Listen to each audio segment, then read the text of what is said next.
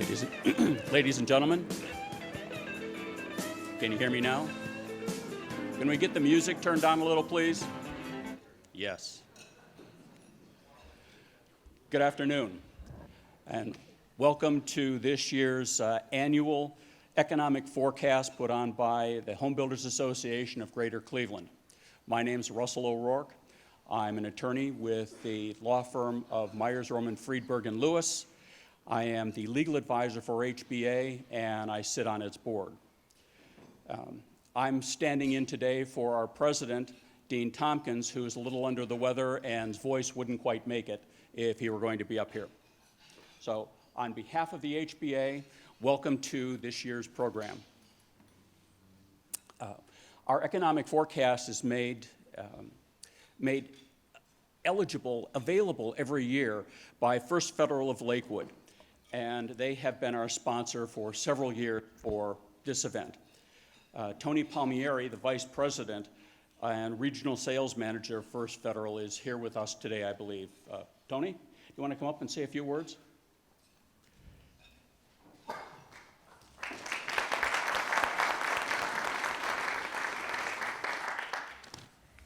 Hi, everyone.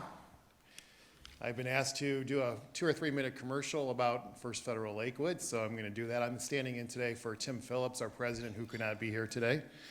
I am the regional vice president in charge of mortgage sales for First Federal Lakewood. As some of you know, First Federal Lakewood is the largest independent depositor-owned bank in Ohio. We are headquartered right here in Lakewood, Ohio. Founded in 1935. We've got almost $2 billion in assets. We've got 20 retail offices, and we've got 12 mortgage offices. Actually, we just opened 2 retail banking offices this year. We had one in the Midtown area over on East 61st Street, and we just opened our first full-service retail office in Columbus about 3 weeks ago. We are very committed to the community. We're here to help individuals and families make smart financial decisions by actively listening to their needs. Our business model is very simple. We have no stockholders. We're a mutual bank.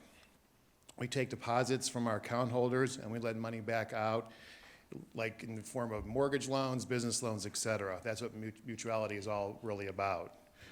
So I've been at First Federal Lakewood now about 2.5 years, and previous to that I spent almost 20 years at a big bank.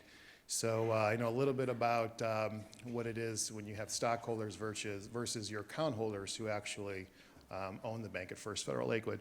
We're deeply rooted in the community that we serve, and community service is actually one of our core values.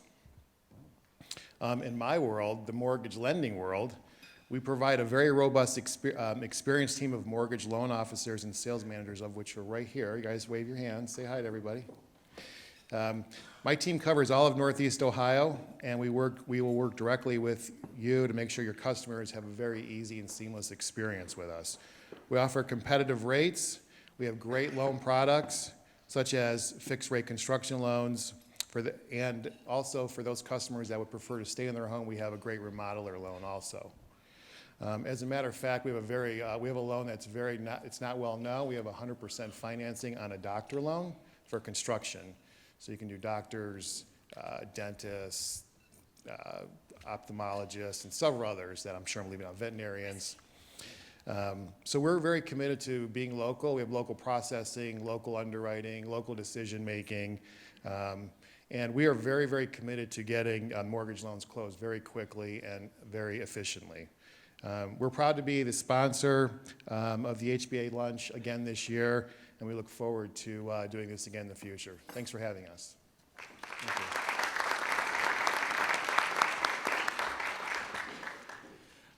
Before we get on with the program in general, I'd like to recognize a few people. We have some past presidents here, past presidents of HBA. We have Terry Bennett, George Goudreau, Ted Otero, Ryan Puzzatello, George Davis, and Jason Scott.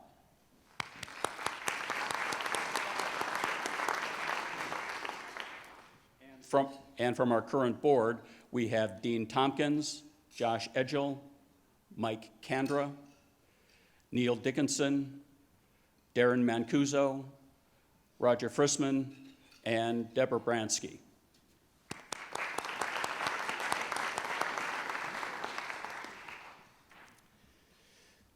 Now, it's my pleasure to introduce someone that we are really fortunate to have here with us today, our keynote speaker, Ivy Zelman.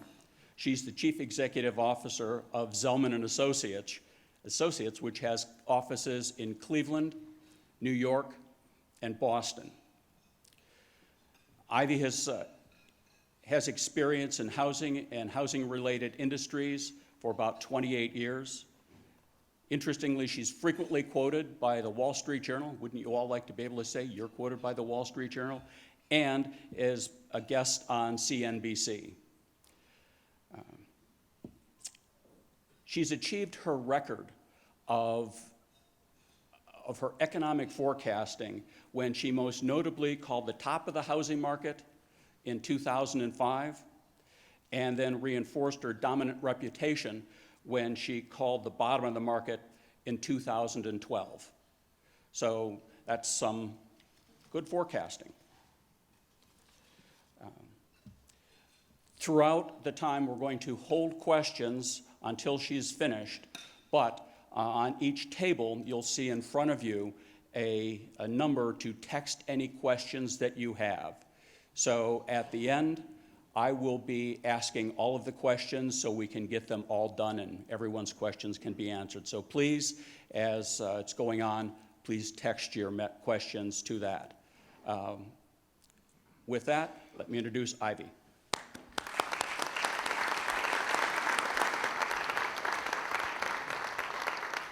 Thank you. Good afternoon, everyone. It's a lot of fun to be in Cleveland, where I live with my husband and my 3 children, and see familiar faces, and not being on a plane and going to some other city. So other than the bad weather, as we all know, it's great to be here today.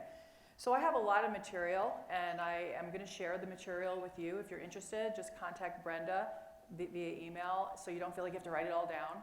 And there's a lot of material we're going to go over. So, they gave me an hour and a half, which I figure you guys will be eating and then sleeping.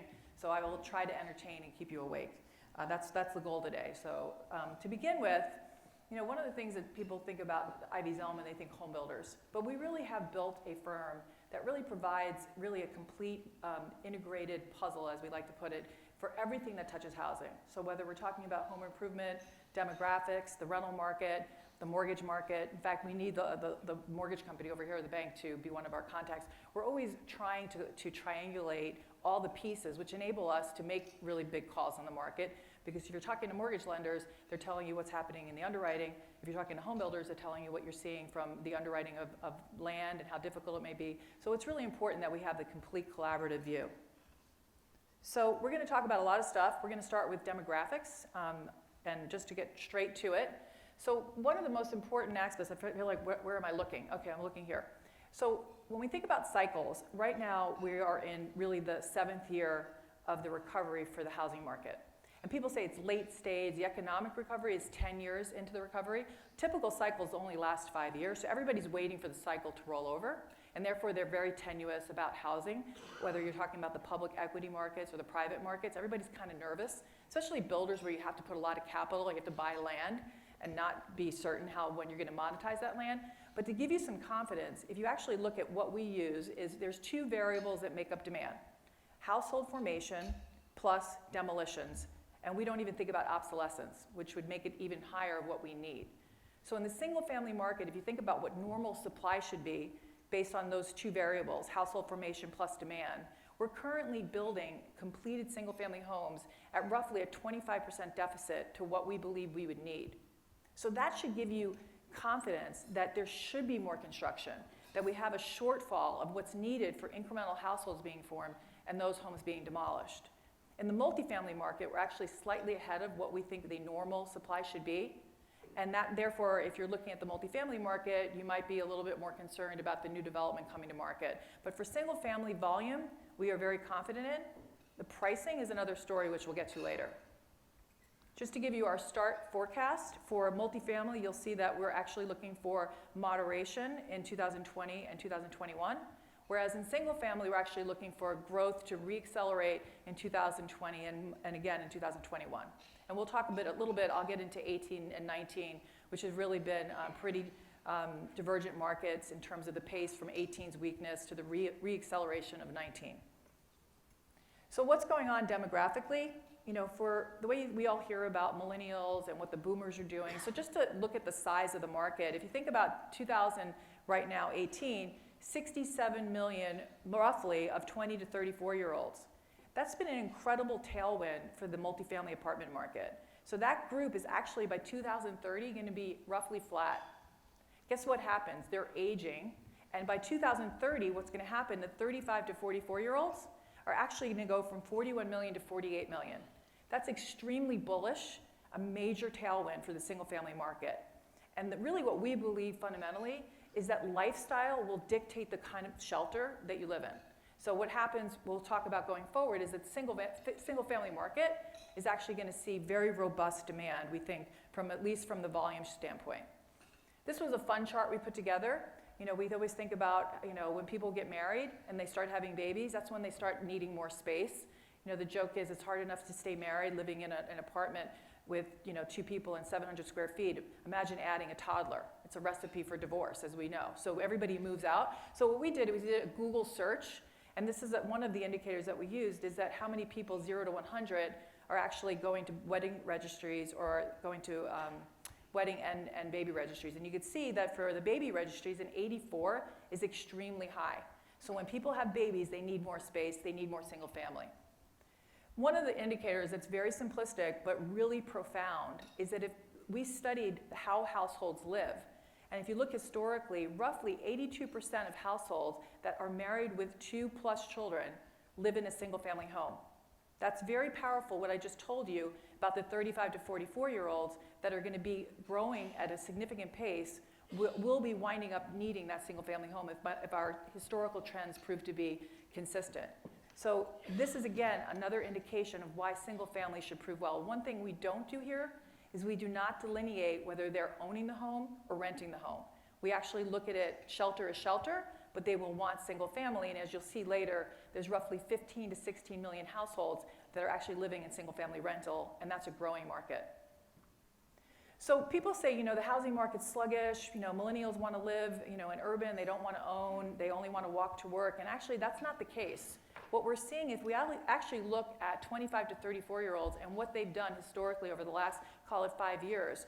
The for-sale market has been growing, and that's been driven by millennials, but you can see that the rental market, both in multifamily and single-family rental, is actually starting to moderate or flatten out.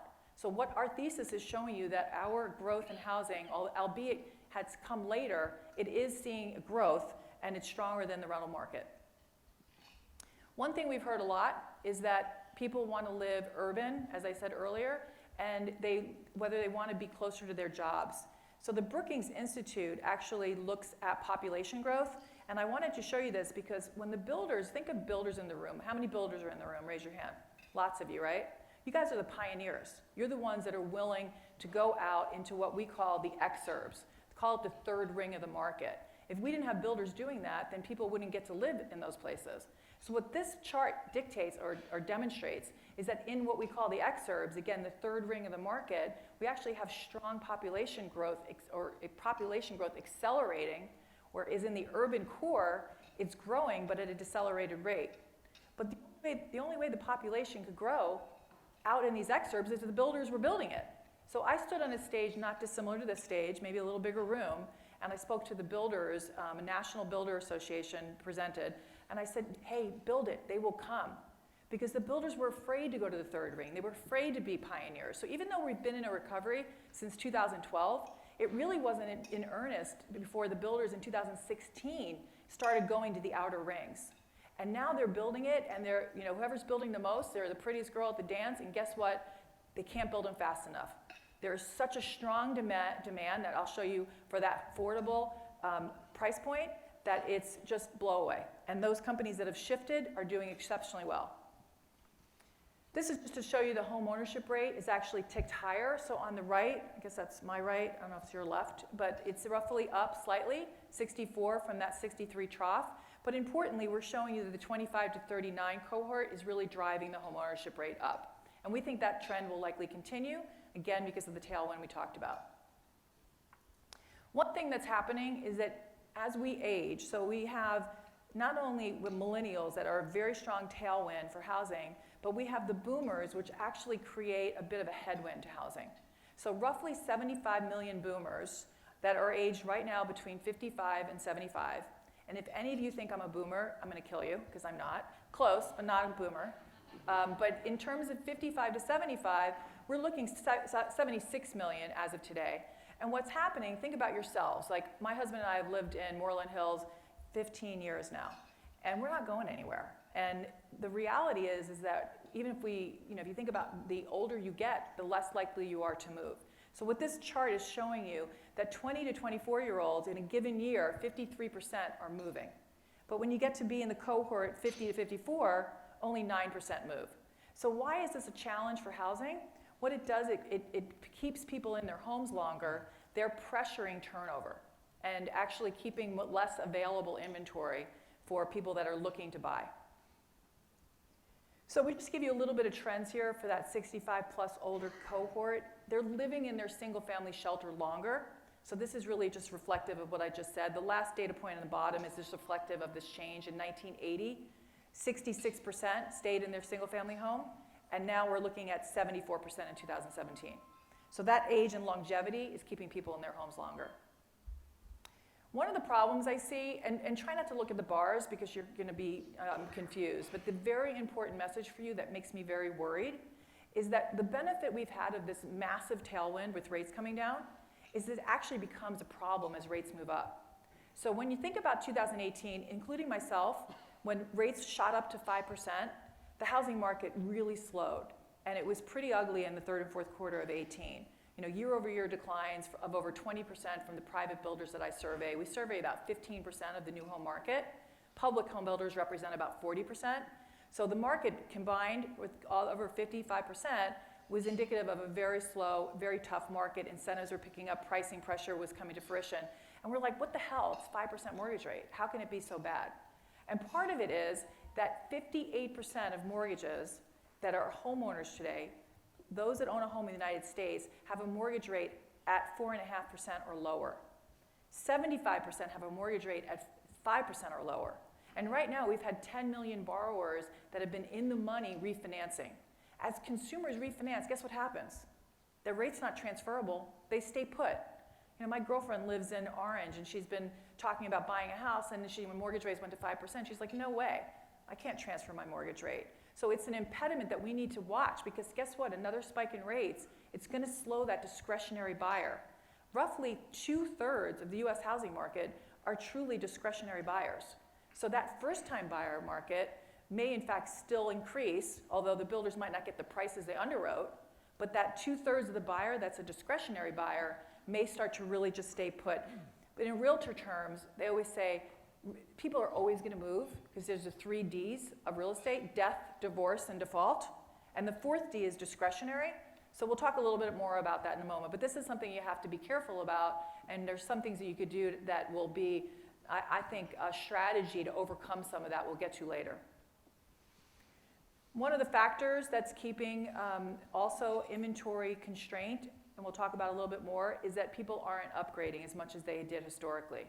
I would say part of that, you can see here reflective of only 1.2% of 45 to 59-year-old of owners upgraded their homes. Why are people not upgrading as much? A lot of them don't have as much equity. And in fact, we have more skin in the game than we did through the crisis, but I think that home prices have gone up a lot, and they're staying put in their remodeling. So those people that are remodeling in this room, that are remodelers, I think you're going to continue to see what we like to call redevelopment of the existing stock, and people will stay in their homes rather than move. I think that's becoming the trend that's become more obvious.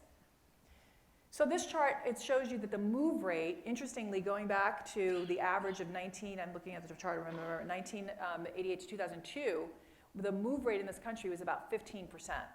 Today, that move rate has declined to roughly 11%. The 2 biggest reasons are lack of upgrades and people aging in place. Those are the 2 that represent about 60% of the reason for the decline in the actual move rate. So we have a problem in this country, and in this city, it's even more severe. We have an old stock. Anyone want to guess how old the US stock is? While I take a sip of water? Kim's not allowed to say, she knows. Jim might know. Jim? 43. Damn, you're good. Are you practicing? Were you getting ready for this? So we have in the United States roughly a 43-year stock of housing, and in this city and in Cleveland, I bet you it's closer to 65 years, because west of the Mississippi, it's very new, relatively, and east of the Mississippi, it's an older stock. So when consumers go out looking today, the millennials, I don't want to offend the millennials in the room if there are millennials, but it's really a do-it-for-me crowd, not the do-it-yourself crowd that when I was growing up. And in fact, the boomers have caught on. They wanted to do it for me too. So when you look at the old stock, they don't want that old stock. They look at that house and they'll say, when was the last time, the broker will say to the person trying to sell their house, when was the last time you updated the kitchen? And they go, I just did it. When? Like in 2010. They're like, you're out of your mind. That's old. Even that 15-year-old house, whatever it may be, 10 years old, it's got to be new. So what do we have? We have a 43-year-old stock. Roughly 60% of homes listed in the United States are older than 20 years old, which is obviously an issue. They have dated interiors, they have boxy floor plans, and what do they want? They want brand new, they want open floor plans, they want high ceilings, they want smart homes, and this is what the consumer, when they walk in and they see this boxy house that has low ceilings, that hasn't been updated, they're not willing to buy that. And that's why we see a lot more remodeling happening. I think the multi-generational living I thought was also an interesting notation. Homes that are being built today, they want a place for their in-laws to live, or they want a place for their parents, or they want a place for their children, their young millennials to come back or stay and live with them. So that growth, you can see that today, at 1980, it was 12% of multi-generational living, and now it's 20%. And we think that's going to grow. Think of Europe.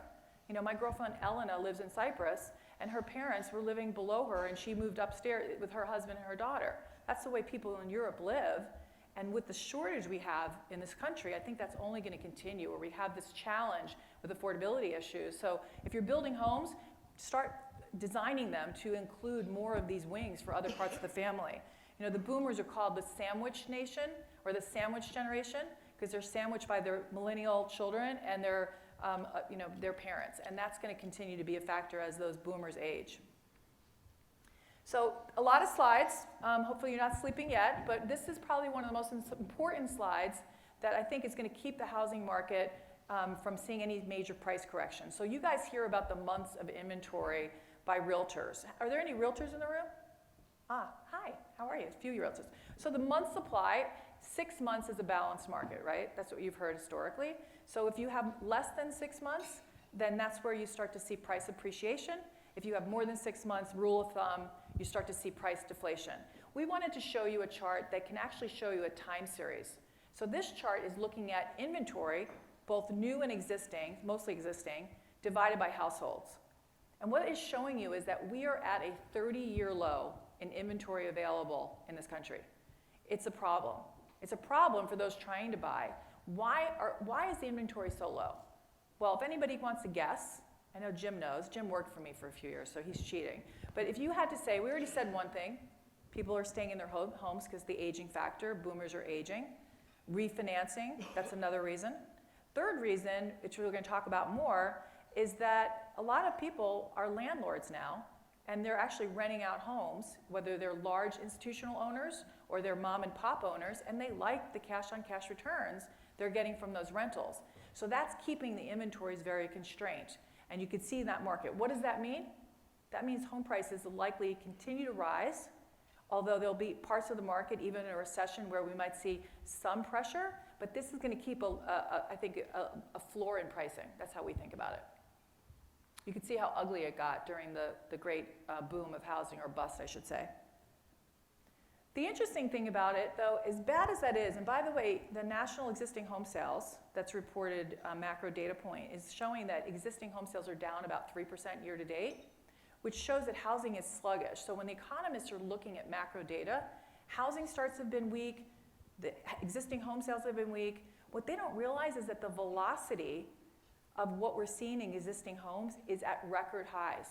That means the housing realtors will tell you in this room, if there's a product priced below $300 that's in good condition, you're gonna get multiple offers on that in this area. And if it's below 200, I mean, unless it's in Bedford where no one wants to live, I mean, sorry, Bedford. But you know, the reality is that it's gotta be in a decent location, decent schools, but look at that velocity from the United States in total. And that's something that's missed by the macroeconomists. And I love it because I love bad government data or just government data that doesn't allow people to dig in and really appreciate what the underlying fundamentals are. The same thing in 19, housing starts for the first 6 months were weak, but builders were just selling spec.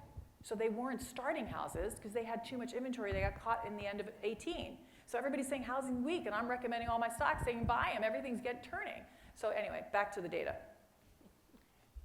This is actually digging into what you guys, the realtors in the room, think about month supply.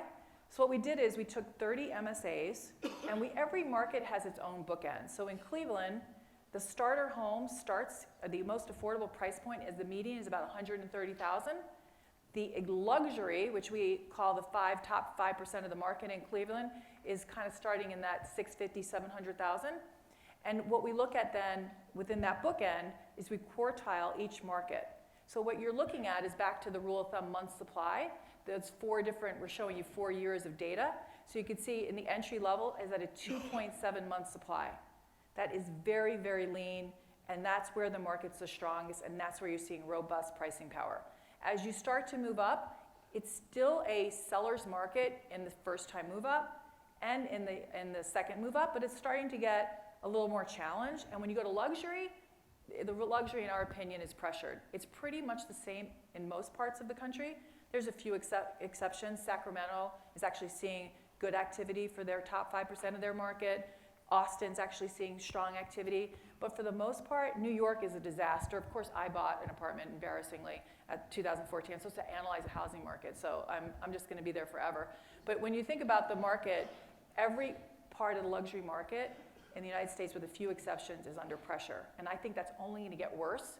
So I am not a fun person to be at cocktail parties because my husband likes to go to festivals. He's a party guy. For those that know David are smiling right now, and a big time sports fan. You know, he told me he wanted to move to Cleveland to be near his mother because I fell in love with a guy in New York City. All of a sudden we're moving to Cleveland when I got pregnant 19 years ago.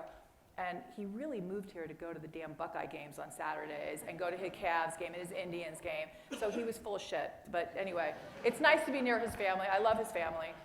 But the real reason we moved here was his sports. So I go to New Orleans with him for a festival in April or May, and I'm with all these couples from Connecticut and New York, and they all want to sell their houses because now they're in their 50s and late 50s, and their kids are gone, and they're empty nesters, and they have these really nice, expensive homes, and they're waiting for it to get better. I go, guess what? It's not going to get better. It's only going to get worse because more of you are aging out of single family. You all want out, and therefore, we're going to only see that problem continue. So if you guys are thinking of selling your home and you're in that part of life, it's not going to get better, and you've got to start with a price that's achievable, because a lot of times what happens, you'll list your price, your broker will say, it's not going to sell. You're going to have to reduce your price to a more where the market will actually trade. And the seller won't capitulate, and then they start cutting the price, and then the sharks are in the water because people realize that you're stuck. So my advice is start at a reasonable price if you want to sell. So this is using dollars for existing close in units times price. You can see our forecast for 19 was down from 18, but we're still seeing dollar growth and closings plus pricing. So the forecast is still pretty reasonable, but we are shifting to a later cycle.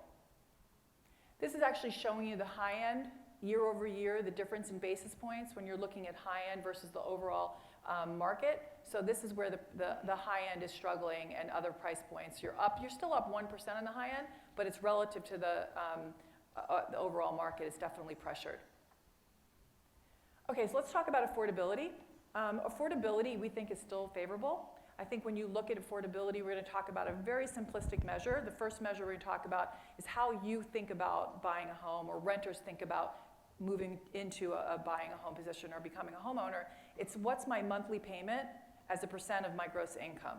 Simplistically, what I pay my rent, what is it going to cost me to buy? And then you have other costs, but let's first just look at the monthly payment as a percent of gross income using an entry-level home, median home price, with an FHA mortgage assumption. So, I'm showing you my home price forecast. I just moved that along. So this is the measure that we say 100 is normal, and all this is an index of what I just said, the monthly payment as a percent of gross income, and only one household income, not two, which therefore, two incomes actually buy a lot more home.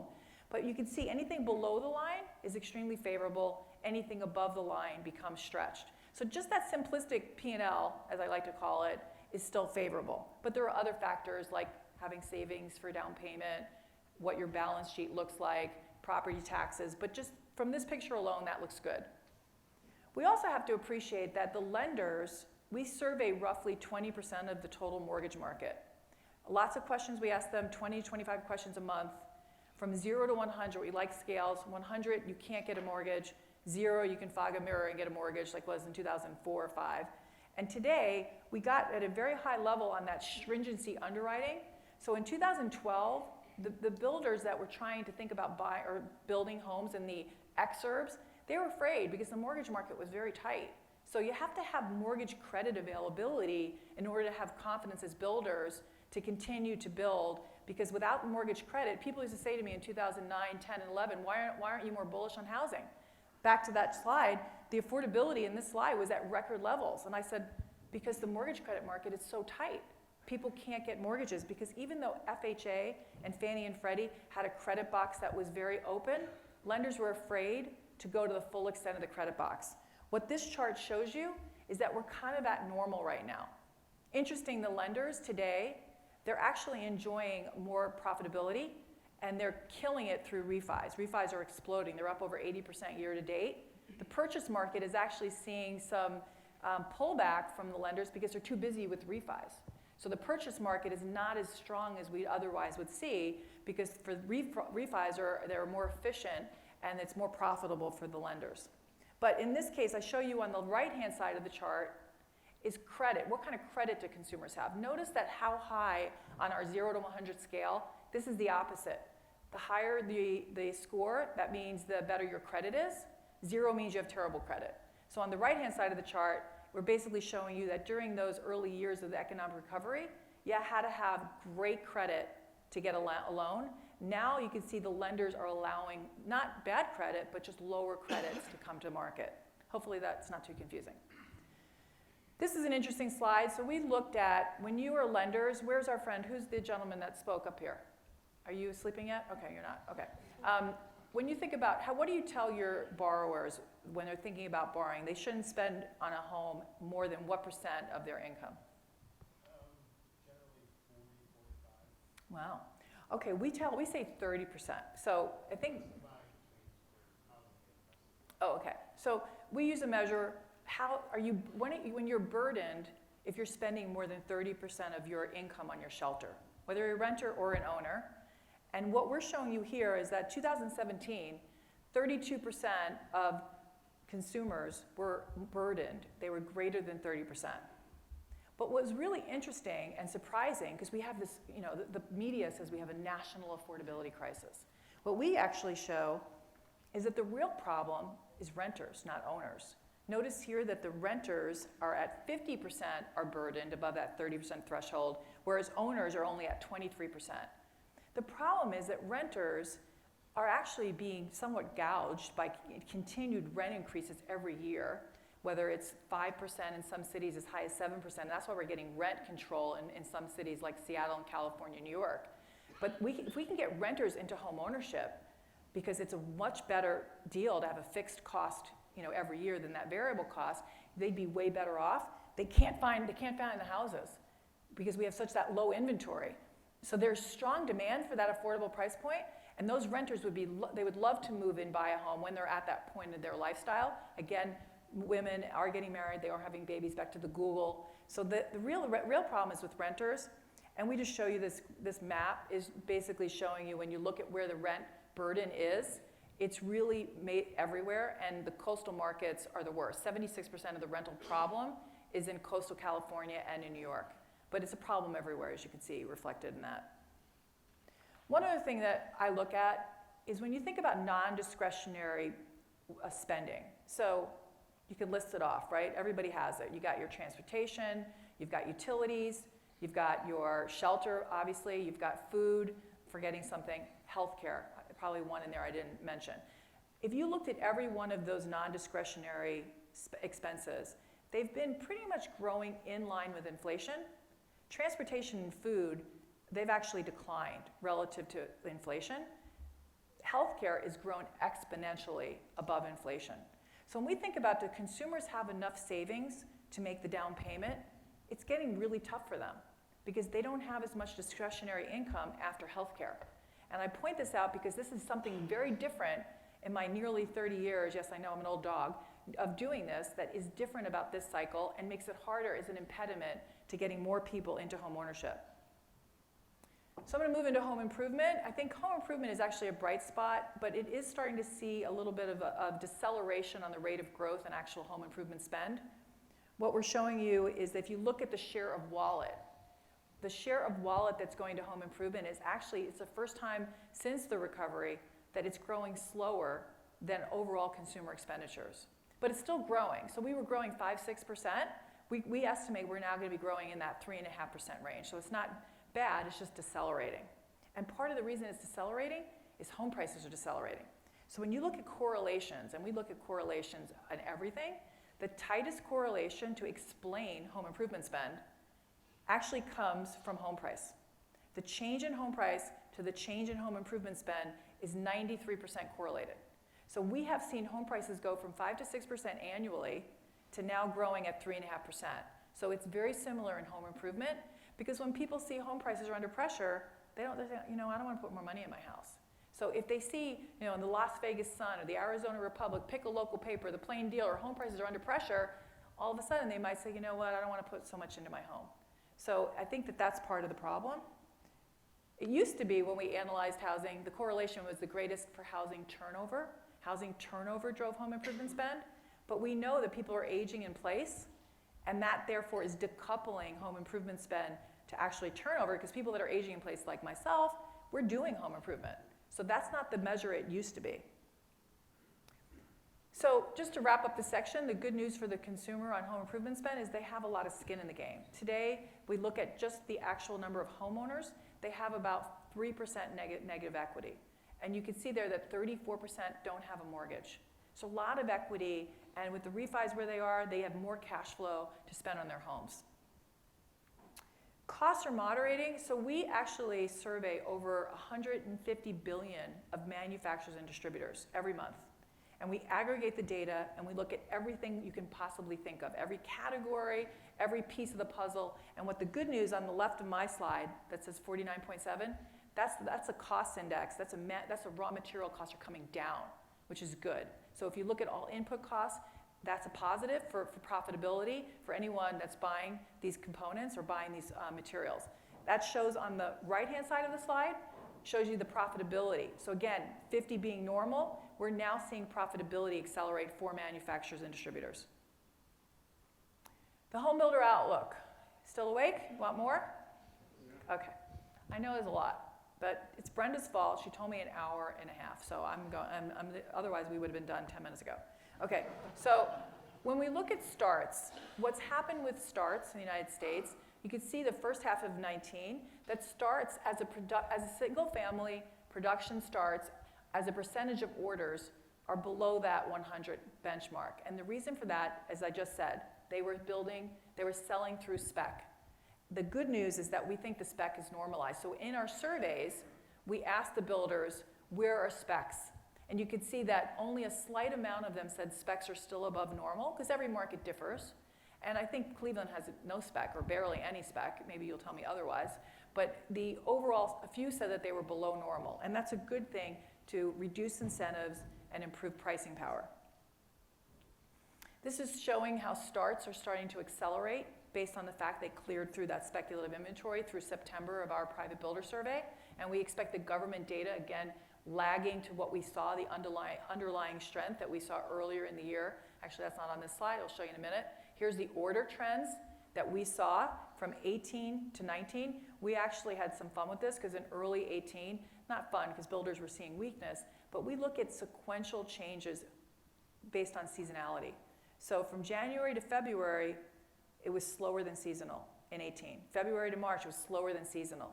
continued March to April, and that's when we downgraded a bunch of the home builders. But year over year, it was still showing growth. So what happens is the government doesn't see that data, and all they see is year over year, things are still growing. So anyway, just a plug for my survey. But you can see here, and I love builders, so if you want to be in my survey, contact me. Then you get my research at no cost. And that's going to be not the case. You're going to be grandfathered, you get in soon. Soon we're going to charge. So at this point, the good news is that orders continue to be very robust for our private builders and the public builders. Interestingly and importantly, builders are building at a lower price point indicated by that 60% are actually below the FHA loan limit.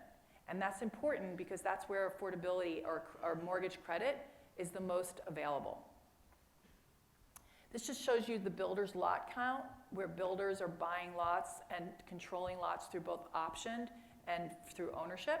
So you can see today, year over year, the change in option lots, which is accelerating or has moderated but been growing from 2017 levels. We're seeing pricing start to re-accelerate after 18's lull and the first half of 19. So the builders are telling us in the survey, we're starting to see more pricing power. They're very tenuous though, they're nervous because they saw how fragile the consumer was in 18. So, but I think they are gonna start putting their foot on the gas a little bit because they see that robust demand. Incentives, we track incentives, 0 to 100. 100 is bad. We can see here that it was still at a high level, but seasonally, this is that time of year. But yet, importantly, it's actually been seasonally decelerating more than normal. So we take that as a positive. Cost inflation has been the lowest since 16. Again, a positive we talked about earlier. Same thing for home improvement. You can see the 2019 numbers coming down, so that helps profitability for builders. Here you can see land inflation is moderating, so this is really good for home builders. They have a lot of positives. Land prices, they're still growing. I'm sorry, this is land prices, actually rate of growth. So the rate of growth is moderating. Here shows you the only cost increase that's really been a factor. Curious about Cleveland is that labor costs have actually been rising, and labor had been a huge problem earlier in the cycle. It's still a problem, but it feels like it's moderated or stabilized, but costs for labor are still rising. So let's talk about single-family rental. I mentioned earlier, if rates go up and you're a builder, I think what you're going to start to see is that single-family rental is a big opportunity. We're seeing a lot more build to rent, but I'll talk about that coming up in a moment. So here's the stats. So what we're looking at is roughly of the single-family market, 68 million own, and I mentioned 15 million rent, single-family. And that 15 million is up from about 10 million before the actual housing bust, because a lot of those people didn't go to apartments, they moved across the street, and they rented the house that they had been foreclosed across the street. So the 15 million is up quite a bit, and we think it's going to continue to grow. What's interesting is you hear all these bad institutional investors own all these single-family houses, and therefore they're taking away product from what otherwise could be buyers. They're only 2% of the market, institutional.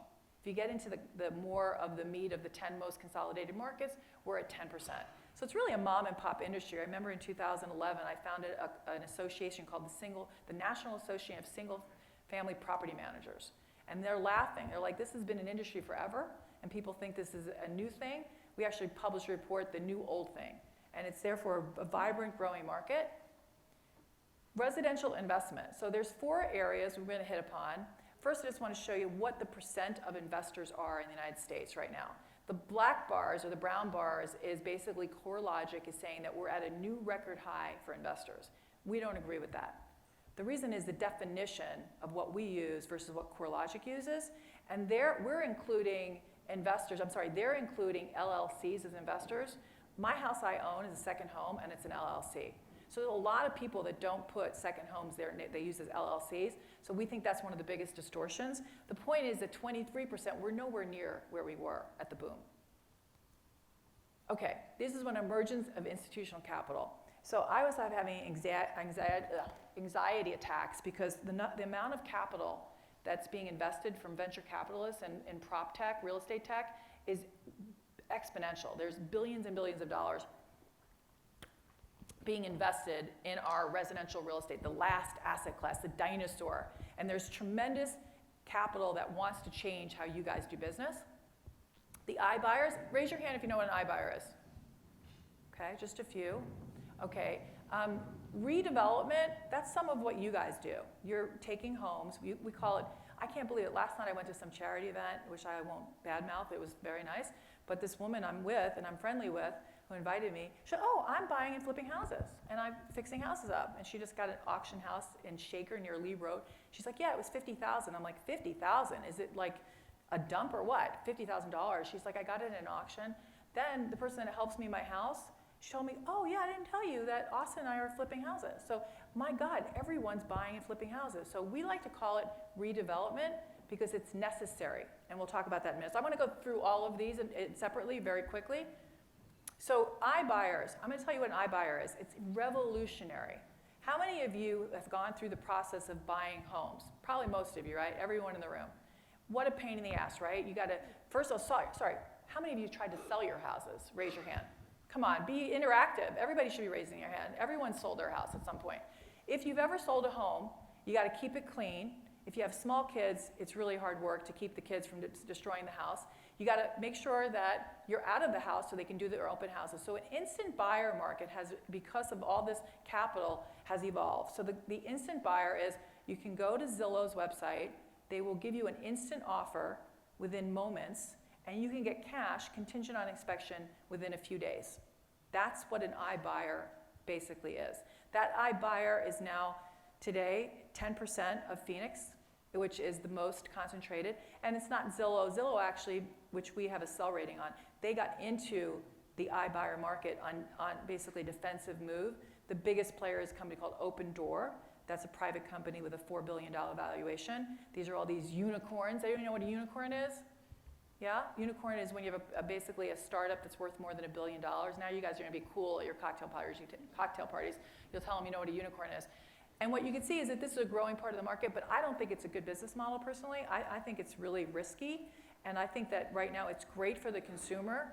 It's actually hurting some of the realtors in the market. They're trying to disintermediate the realtors. But from the consumer's perspective, they might have a lower price because they have to pay a fee. So it's called 7%, plus they have to pay whatever repair they want to do. But think about all those, what we call friction of having to deal with your kids and the realtors and all that. I don't want to be done with this thing. But don't think they're going to buy your $700,000 house or your $1 million house. They have a buy box. And it's interesting because I was talking about a realtor survey we do. So if realtors want to be in my survey, we survey about 10% of the existing home market. So we call our realtors broker owners and we ask them what's going on in your market. And it was funny in Dallas, because I'm trying to get the scoop on Zillow because they report earnings tonight, which I can't wait after 5. They basically have increased their buy box from $400,000 in Dallas to $600,000 because they can't get enough within the scale they're trying to present to the visionary shareholders. But anyway, I'm probably running out of time. Single family rental, you guys need to do single family rental. This is where the opportunity lies. So let's say you have an ugly 18 and you're a home builder. Try to rent out those houses or sell it to a single family rental company. Contact a single family rental operator and say, Cleveland is an untapped marketplace. These guys are in the smile states. They want to go where population is growing. This market needs new single family rental. And that's the difference. Home buyers, I mentioned, want brand new. They would be happy to rent if it was a beautiful brand new house. Problem is not the stock here. Like most landlords, the mom and pop landlords, they don't want to fix up the house. They have the same countertops, same cabinets for 25 years, and the person walks in and they're like, they don't want to rent it. But so what we're seeing is a single family rental is not only growing as a sector, the build for rent is actually going to continue to grow. Right now, only 3% is a build for rent of new homes sold. We think it's going to be more than 10% in the next 2-3 years. This is where I was saying build to rent, sorry. The 2018 is 4% is build to rent. It grew from 2%, and we think it's going to go to 10%. And a lot of our public builders, Lennar, Taylor Morrison, Toll Brothers, they're announcing partnerships with these single-family rental operators that they can build houses and sell them to. Some of them are doing merchant, which means they don't have anything to do with operations. Others are like Toll Brothers has a JV with an operator. So it's an interesting part of the market, but it's counter-cyclical because if people can't afford to buy, they still need that shelter. Remember, we have this big tailwind, so that's why I think it's a good opportunity to mitigate what might be pressure on your for-sale business. So redevelopment, everybody I mentioned earlier, fix and flip. The redevelopment of this stock needs to happen. So if we see home improvement guys that are coming in and making a house, taking it, which was crappy and old, and fixing it, that potential buyer couldn't have done it themselves. So the redevelopment part of the business with an old stock is actually a very important part of what we think is the trajectory of growth. And the institutional money is available. It's very expensive. The hard money lenders are charging 8 to 12% bridge financing, but the returns are pretty phenomenal for redevelopers. So it kind of is working and it's penciling. I think this is like the last section. Multifamily is one of the areas where we're more cautious. Multifamily is a great business. How many multifamily operators in here? Anybody? I think it's a phenomenal business, a wonderful cash flowing business, and there's been a wall of capital chasing this asset class. The valuations of the real estate REITs are at the highest valuations in its history, with valuations trading at 25, 26 times cash flow. Cap rates are 4% depending on the market. The problem is, when you look at the backlog of the multifamily that's in backlog and has not yet been completed, it's at a three-decade high. We worry about that because as it comes to market, and we analyze 3,100 assets, asset by asset, we know where every one of those assets are, the completions have been delayed because of multiple factors. Municipalities that are, their overall workforce is not big enough. They've got inspectors that are delayed. There's capital being restacked. The point is, if you're in the multifamily market, in certain markets, when it gets delivered, it's going to pressure rents. It's not a disaster, but it's a market that today, if you're trying to get lease ups or you're underwriting, it's going to be potentially below underwriting and return requirements. Last section. How am I doing on time, Kim? We good? How long have I been up here? It's an hour? All right, well, I'm almost done. Okay, so everybody's worried about recession. I mean, being on Wall Street, talking to economists, talking to portfolio managers, it's when is it going to, everybody says it's going to happen now. This just shows you that it's right now economists estimating recession as an all-time high. So it's showing that, but the fear is significant. With the trade wars now seeming to be diminishing, with the president making nice, who knows what he'll tweet tomorrow, what will happen, but what we worry about, I don't even look at stock prices in the morning. I look at the 10-year yield, because that's what mortgages are priced on. That's how we price mortgages. Usually, historically, it's about 1.65% over the 10-year yield, which this morning I said, holy shit, it's 1.89. It was 1.65. So we look at the 10-year because that means mortgage rates are going to go up. And so the spread, by the way, the lenders, you guys are taking advantage of it, because now the spread today is like 210 or 2.1% over the 10-year. And that's because they're holding back, not giving the consumer the full benefit of that decline we've seen in mortgage rates. But will we have a recession? Well, we're not economists, but what we can show you is that if you look at historical growth, the red bars that you see were the Great Recession. If you look at the prior periods, which is really looking adjusted for inflation, what happened to overall growth in dollars for sales? We look at the 1995 period. If you guys remember, the Fed tightened in 1994. It's one of my worst lessons in my life. When the Fed tightened February 4th, 1994, they tightened like 6 times. The housing market just was under significant pressure. But overall volumes declined about 3%, adjusted for inflation, dollar volume. We think that it would probably looks like that if we have a recession. But keep in mind, inventories are much tighter than they were in 1995. So we kind of feel like we'd have a muted recession. Here's what we estimate would happen to each piece of the puzzle if we have a recession, looking at, again, our expectations for each of these asset classes that are adjusted for inflation. So if you look at those declines, it's a relatively muted impact. It's not the disaster looming for what we have expected. The one thing that worries me, in addition to what we talked about with discretionary buyers not moving if rates go up, is all this private, institutional capital from VC funds. If they stop buying at the low end, these iBuyers start buying, they stop buying for single family rental, that might push inventories up at that low end faster than we're all expecting, but that's more market by market specific. So with that, our 5 bold statements. So you can see here, entry level, even if rates go up, we think the first time buyer market could actually buck the affordability issue and still grow 15%. I didn't mention the word non-QM, but the non-QM market, which is really not a market where basically, simplistically, lenders can get sued if they're not in a specific box that Dodd-Frank legislated in January 2014. It's too long and boring to go into, but we think that market's going to take off, and it should take off. By the way, and it wasn't Jim Yesbeck who worked for me, but one of my employees, they were able to get a loan in 2013 to refi. I couldn't get a loan because I'm self-employed. So self-employed borrowers do not fit in the QM box, and they're still considered non-QM, which is asinine, right? You shouldn't look at, sorry for the language, you should look at underwriting, right? All of the elements, but non-QM I think is going to take off. We do think that affordability and the lease-ups are going to weigh on the apartment REITs, and they're going to be out of favor because of the supply trends that we talked about. We have, unfortunately, the high-end market we think is going to be the worst since 2011, and we expect an old economy to merge with one of the new tech disruptors, and that's one of the bold statements. So with that, I'm going to have Russell ask me a million questions, and I'll drink some water. Thank you, Ivy. We do have a few questions, and the first one is, Where's my chair? Okay. which redevelopment price point is working best? The lowest point, absolutely the So lowest. entry level. But I do think that there's demand for first-time move-up as well. It's just not being done as much because it's not as easy to pencil the returns.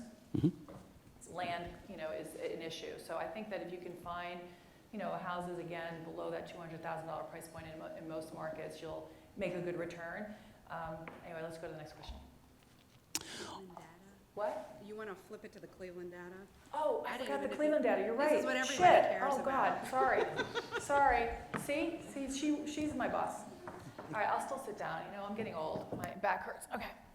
All right. So Cleveland. What's going on in Cleveland? I'll tell you what we see. So what we're looking at is that our home building survey, we have Cleveland builders, we always want more. My husband says that my wife loves meeting new industry people more than jewelry. As you can tell, that's not true. But I like to say that. So please, we want more builders. But we're serving, again, 15% of the new home market, and Cleveland's lower ranked. Doesn't mean it's bad, it's just lower ranked right now. And 50 is at normal, so it's above normal. We do have Chicago, I think, is down the most. Year over year, though, Cleveland's up, and one of the stronger accelerations from what we saw in 18. Here I'm showing you the inventory picture. Lots of data on this slide, but what we're looking at is really the sales are up, inventory's down, 2.8 months supply in the Cleveland market. That is very tight, and therefore it's probably from a perspective giving you confidence to build more, remodel more, because there's a very tight market that we have here. Birth rates, great news. People are having babies in the Cleveland market. We are seeing birth rates accelerate. I have lots of nieces and nephews through David's family, and every one of them is having babies and buying houses. It just feels like a total boom. I don't know about you guys. How many people know people that are having babies and buying houses right now? Raise your hand. Yeah, it's definitely a boom, definitely. Maybe it's that shitty weather we have, so we have to do something. So this is an interesting part. I think that it's really interesting to look at what's under 500,000 in Cleveland is such a significant amount of this market. So you don't have the luxury problem. I mean, I'll never be able to sell my house, which my husband and I debate. But you do have a luxury here, but it's a really small percent of the market. The Bay Area, it's a little, misleading to look above 500. Their luxury market starts at 2 million. So we look at every market, we delineate every piece of every market, and I would tell you that luxury for the Bay Area, it doesn't start at 500. So anyway, I think Cleveland is well positioned relative to other markets with respect to where their price points are. Now it's questions. Thank you, Kim. What is the future of multifamily demand in the inner urban, downtown, versus suburban areas of greater Cleveland, excluding Akron and Canton? I am surprised by all of the robust cranes in downtown Cleveland and the amount of multifamily that's come to market and the amount of guys who were in strip centers or were doing office and they've moved into multifamily. I think it's going to be overbuilt and we're going to have pressure. The rents are over $2 a square foot. It doesn't make sense, and people are having babies and they're moving back to the suburbs. So that trend for Cleveland is real. It's not as problematic. The supply in the Cleveland market, which we analyze, is not so concerning, overbuilt, but it is an issue where there can be pressure on those rents. So I think we're going to see a trend of them moving back to the suburbs. What's happening in the second home market in the northern Ohio counties, specifically Lakeshore area? Don't know. I would just say the second home market is very much discretionary, and depending on what's happening, trade wars and consumer confidence, I would bet you it's probably softer given what we see in the news, but that's really what drives that second home market. How big of an issue is the price ceiling in the Cleveland market? What does that mean? That wasn't my question. Okay. Who was it? No, it's okay. I don't know exactly what you mean. Meaning, how weak is it going to be? Where is the ceiling? Who asked the question? Anybody want to elaborate? Don't be shy. I tell my students, I work a lot with young girls. Or text it again with a little more. I don't bite, definition. just a little. What do you see happening with A&D lending in the next 12 to 24 months? Well, A&D lending, we do an A&D survey, so we want our friends over here to be part of our survey. And the A&D survey in 18 was actually correlated to the weakening trends we saw in the home building market for the single family asset class. We've now seen the survey turn, so it's highly correlated to what we see in the home building market. So we are seeing improvement, and I think that we're forecasting continued growth and acceleration in AD&C lending. What impact does the student loan debt crisis have on the entry-level expansion? It's a good question. You know, I could talk a lot about this, but I would tell you with $1.5 trillion of student loan debt, we get a lot of questions. It is a real impediment for consumers, but I think what you have to recognize is that people have choices. So you're better off. There are people that are buying. The more people buy that get a four-year degree than those that don't. If you look at this country, it's a very sad statistic. I hate to share with you, but for men, it's worse than women, of course. But if you look at 25 to 34-year-old males, the number that graduate with a four-year degree is under 30%. The number that apply and go to school is over 60%. So those that don't complete their degree are delinquent more than those that complete their loans. There's really no delinquencies for those that complete relative. And so the problem, and the percent, by the way, only 8% of the $1.5 trillion loans actually are over $100,000 for a consumer. In fact, 40% of student loan debts are people over 40. And it's not the millennials, bless you.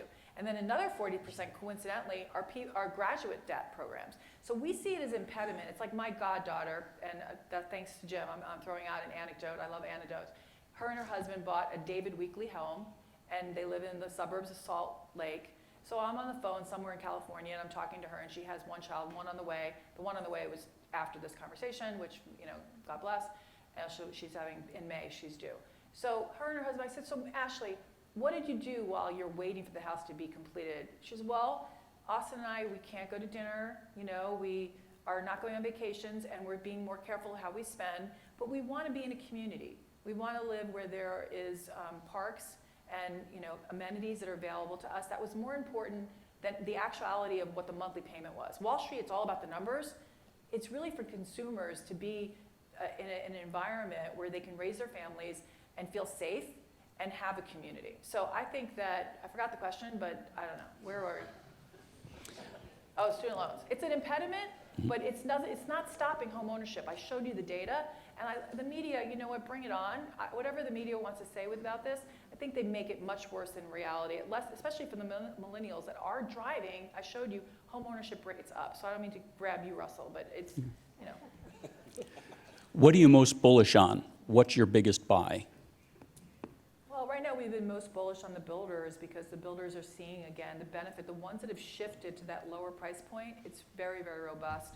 It's a trading group, though. So if we're talking about equities, I would be probably a different discussion if we're talking about actual fundamental business. I think the builder market is going to be very subject to rate swings.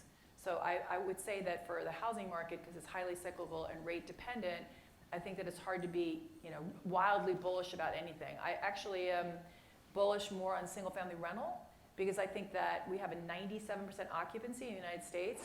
Rents are going up 3 to 5% annually, and you have the opportunity to do the build for rent because of the tailwinds I talked about. So that's where I think probably I'm most bullish on. And redevelopment. You've got to be bullish on redevelopment.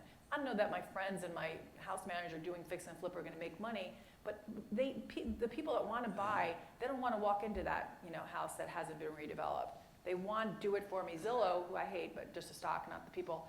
I just think they have a terrible business model right now. So anyway, they put out a survey every year, and it's a great survey, and it says what the number one consideration for buyers and looking for homes is they want brand new. Millennials and boomers, and they do it, all the amenities they can get. Service, service, service. Will ranch, new build, single and multifamilies continue to be successful? Sure, I think that multifamily will be successful. It depends on what market you're in and how much supply you have coming and how much of the leases that you will, see pressure on. Single-family rental is doing very well. There's some parts of the market, North Carolina is challenged right now with too much inventory. So everything about real estate, as everyone knows in this room, it's very local, down to the zip code. But to generalize, I see that both of the sectors are good, but more favorable on single-family rental than multifamily. Are tariffs putting pressure on either the remodeling or new construction markets? They will, and they haven't. And some of the companies, like Stanley Works is one of the companies I follow their stock. They would be the most negatively impacted by the tariffs list 1, 2, 3, and there's a tariff 4 list. So it's very much in flux right now. But I would say it's going to force the manufacturers to raise prices, and that will be inflationary to consumers because they'll pass it on to consumers. So it's not a good thing for the housing market. But there are some anti-dumping legislation that's being pushed. So the cabinet market and the flooring market, domestic players here might benefit from some of the anti-dumping. You look like you're getting up. Are we done? I am getting up. Wait, there may be one more question. Okay. Nope. Thank you, Ivy. Okay, thank you. It's.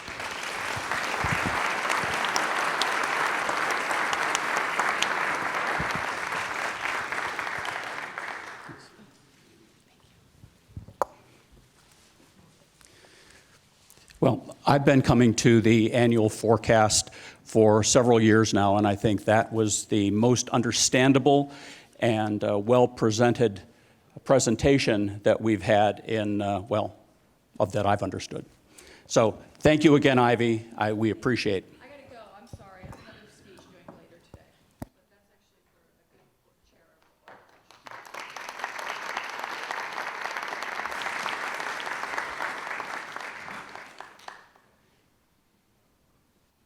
And thank you again to First Federal of Lakewood for your continued support. We really appreciate it.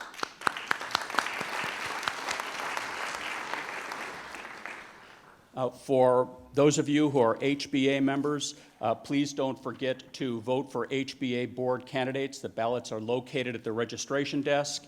And the folks we have on the ballot this time are Rob Myers, president of Myers Homes, for secretary and treasurer. And we have for HBA builder members, Andrew Gottlieb, business development director of Key State Homes and Development, and Tim Bennett of Bennett Builders and Remodelers. So please vote early and often.